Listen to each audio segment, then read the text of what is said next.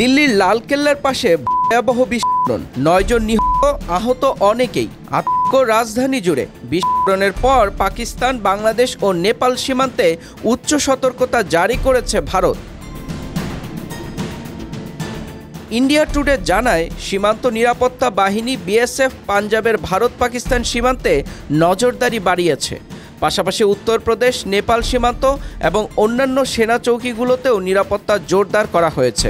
ঘটনাটি ঘটে স্থানীয় সময় সন্ধ্যা 6:52 লালকেল্লা মেট্রো স্টেশনের কাছে একটি হুন্দাই i20 গাড়িতে। বিস্ফোরণে 9 জন নিহত ও অনেকেই আহত হন। আশপাশের বেশ কয়েকটি গাড়ি ধ্বংসস্তূপে পরিণত হয়। দিল্লির উপপ্রধান নির্বাপক কর্মকর্তা এ.কে. মালিক বলেন, আমরা দ্রুত ঘটনাস্থলে পৌঁছে আগুন নিয়ন্ত্রণে কাজ শুরু করি। সন্ধ্যা 7:29 আগুন নিয়ন্ত্রণে আনা হয়েছে।